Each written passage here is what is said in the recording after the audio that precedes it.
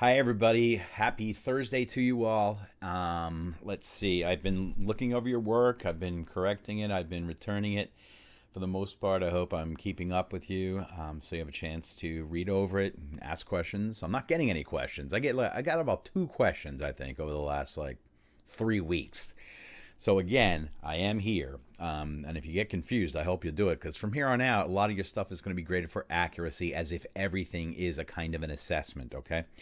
On occasion I'll allow a redo of something, but for the most part, I want you to pay attention to these videos and ask questions if confused, and then act as if everything is basically an assessment. Okay. All right. So moving on to the topic for today, it is the last infinitive on the list of Latin infinitives. We've seen things like laudare, to praise. We've also seen monere, to be warned. We have also seen the perfect active infinitive, which is the ones that end with isse. So this is from the verb errare, to wander. So eravisse means to have wandered. And these all appear in indirect statements, obviously. Infinitives always do. So factum esse is the passive form of this one over here. This is the perfect passive infinitive. And so this is something like, well, by itself, it means to have been done. But then inside an indirect statement, it would be treated like a regular verb, like Julius says that the work has been done. And then yesterday, we saw ductorum with an esse after it. Sometimes ductorum, or these future active infinitives, it goes without saying that they have an esse attached to them, but that's not the way we did it. Ductorum esse is how you saw future active infinitives. And finally, we get to this thing here, which is the future passive infinitive. And that's what you'll be working on today. I'm going to fast forward to this chart here. Where are you? Sorry. I'm getting there. There we go. Okay, so there they are. All of the infinitives. You've seen this. You've seen this, and now this one. And as this guy says in the video that I'm not going to play, this is kind of too rare to care. It doesn't show up in a lot of Latin texts, but since it does make an appearance in our book, and it may be part of any assessment on the chapter, I'm going to ask you to take a look here. So this is basically the way this future passive infinitive is formed, by taking the accusative supine, which is otherwise known as the fourth principal part of a verb, if you look it up on Whitaker. So, for example, if we go with ducere, to lead again, the fourth principal part will be ductus, but we will make that accusative, and we'll say ductum. And ductum gets added to iri, which is an unusual form in itself. It's related to the verb ire, to go. So we'll have ductum iri as our future passive infinitive. Now, let me show you how it shows up in the textbook, where it first makes an appearance. Actually, here it is over here. If you see in the margin here, it says, Mater putat filium a patre verberatum iri, is the same thing as Mater putat patrem filium verberaturum esse.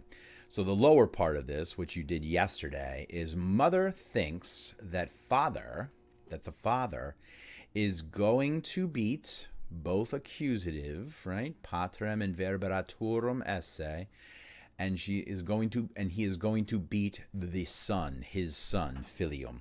So this can also be said, rare as it may be, it can also be said in a passive way. Mother thinks that her son is going to be beaten, verberatum iri a patre. Mother thinks that her son is going to be beaten by the father.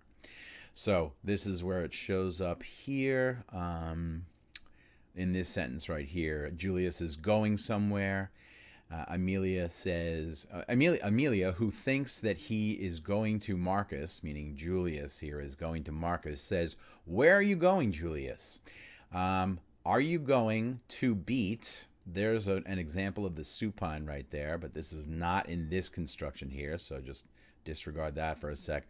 Are you going to beat Marcus? And there, right after we see the sentence that shows up in the margin, Amelia thinks that Marcus is going to be beaten, verberatum iri, by the father, by his father, a patre. So, with that having been said, now these will be put into action here. I've done the first one for you. There's an example here, and I'll just read this through one more time.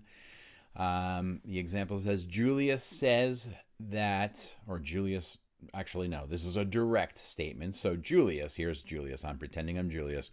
Good students will be praised by the teacher. Boni discipuli a magistro laudabuntur. And then it says, what does Julius say? And now we turn it into an indirect statement, sort of like we did yesterday. Julius says that good students, here's the accusative subject of the indirect statement, will be praised or are going to be praised by the teacher. Now, what has changed from yesterday? Yesterday, you saw that this accusative subject, when used with a future active infinitive, also changed the ending of that infinitive or of this part of the infinitive. But here's the beautiful thing with this rare construction, it is always iri. So you're going to see that will be repeated down here. But you are going to need to look up principal parts if you were not remembering them. Verberare, oppugnare, rompere, claudere, scribere, legere, etc. All of these, you begin with the fourth principal part. Make sure it's accusative and masculine. And then put iri at the end. So I did the first one for you here. Amelia says what? Now I'm pretending I'm Amelia. Bad slaves will be beaten by the master. And then we turn that into an indirect statement, and it says, and we go as follows. Amelia says that bad slaves, accusative subject, will be beaten, are going to be beaten. No need to change the here, by the master. And then I would like you to actually, so that I'm again checking in on, whether you're remembering Latin, obviously, I'm going to ask you to translate these two. So Amelia says that bad slaves will be beaten by the master. And if you could just, set that off somehow, like that maybe, that would be great. Okay, I kept it to under 10 minutes this time, 8 minutes. I'm trying to keep it as brief, but still as clear as possible. So there you have it. Have a good Thursday. I think probably I'll check in with you for sure face-to-face and a meet on Friday. Okay, but until then, enjoy and adios.